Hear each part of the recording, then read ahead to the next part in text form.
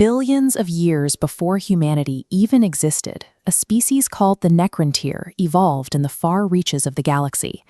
They lived under the harsh glare of a dying, irradiated star, bombarded every second of their existence by blistering radiation and violent solar winds. This brutal environment cursed the species with agonizingly short lifespans. Their flesh and blood bodies were rapidly consumed by rampant cancers and genetic illnesses, making their daily existence an ongoing struggle against an inevitable early death. Living under a literal death sentence shaped their entire culture. Their cities were built as monuments to the dead, where vast sepulchres dwarfed the tiny, temporary dwellings of the living, who saw themselves as mere transients hurrying toward the grave. An inescapable, radioactive environment forged a deeply morbid psychology.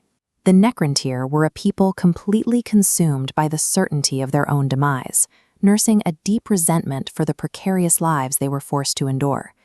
Desperate to escape their crucible, the Necrontyr launched slow-moving stasis ships into the void, hoping to build an empire away from their lethal sun.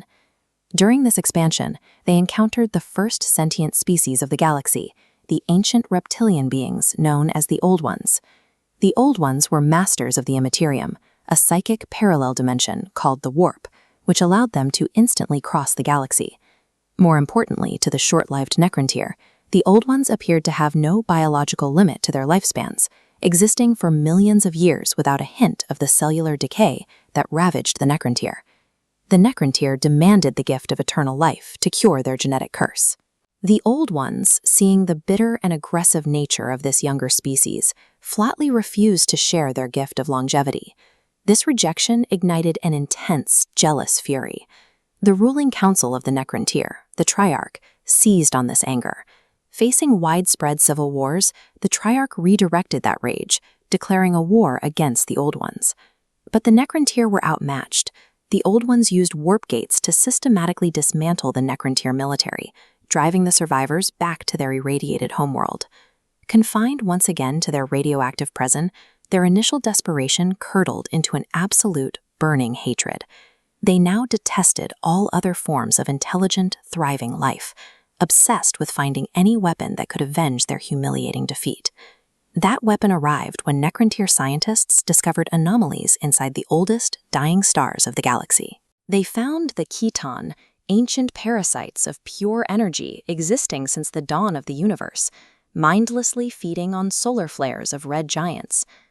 Hoping to enlist them in their war, the Necrontyr forged physical shells out of living metal, known as necrodermis, providing these diffuse energy beings a way to directly interact with the material universe. Once given form, the Keton quickly adapted to the physical realm. One entity, known as the Deceiver, came before the Silent King Zarek. He offered the Necrontyr an alliance, promising to grant them the immortality they craved and the power to finally eradicate the Old Ones. The Silent King accepted the pact, blind to the true nature of his new allies. The Keton had indeed promised physical survival, but they deliberately withheld the horrifying mechanism by which that immortality would be achieved. The Keton ordered the construction of colossal biofurnaces. Lured by the promise of eternal life, billions of Necrontyr marched into these towering foundries to undergo a process they called Biotransference. Inside the raging machines, the process violently stripped away their weak, cancer-ridden organic flesh and replaced it entirely with undying bodies of living metal. But as the furnaces roared, the true nature of the Keton was revealed. The star gods swarmed above the foundries, voraciously drinking the life essence of the Necrontyr species as their souls were forcibly detached. Emerging from the process, the Silent King Zarek felt his new physical strength, but he also felt an overwhelming, hollow emptiness. He looked upon his people and realized the Necrontyr were gone. In their place stood the Necrons, soulless, unfeeling automatons bound to his mental command protocols. The Keton had kept their word. The Necrons would never suffer disease or age again. But they had secured their physical immortality by burning away the very souls that made them who they were.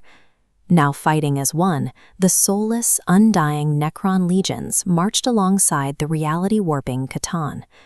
Glutted on the souls of an entire species, the star gods unleashed forces that could extinguish suns and summon black holes at will. They breached the Old One's psychic gateways and cornered their ancient enemies. The Necrons systematically slaughtered the Old Ones and harvested the life forces of their servant species to feed their voracious Catan masters. The material universe ran alongside the immaterium, a calm parallel plane of psychic energy. But the sheer scale of carnage tore that stability apart. The trauma of trillions mirrored into the immaterium, whipping the once calm energies into a catastrophic maelstrom, the realm of chaos.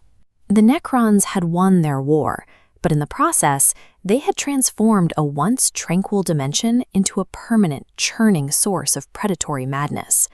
The Old Ones were ultimately exterminated, were driven from the galaxy. The Necrons had finally won, but their victory rang hollow. They were an exhausted species of slaves, tethered to parasitic gods, whose hunger for living energy was insatiable. But the Silent King had bided his time. Knowing his undying legions were entirely bound to his will, Sarek waited until the C'tan were drained from their long war. With the Old Ones defeated, he commanded his entire species to turn their weapons on their own masters. In a final act of vengeance, the Necrons shattered the star gods into thousands of weakened fragments. To ensure they could never rise again, they imprisoned these shards within extra-dimensional vaults, known as Tesseract labyrinths. Having eliminated every rival, Sharak realized his forces were too depleted to fight off the emerging psychic horrors spilling from the damaged warp. He issued one final strategic command. The entire Necron civilization was to enter stasis tombs and sleep for 60 million years, waiting for the galaxy to heal so they could reclaim it. As the billions of stasis crypts sealed shut, Sharak severed the command protocols that bound his people to his will. As penance for damning the souls of his entire race, the Silent King boarded his personal flagship and exiled himself into the lonely, lightless void between galaxies. The Necrons had achieved their ultimate goal. They secured absolute survival and complete dominion over the stars, but they were left to rule over a silent,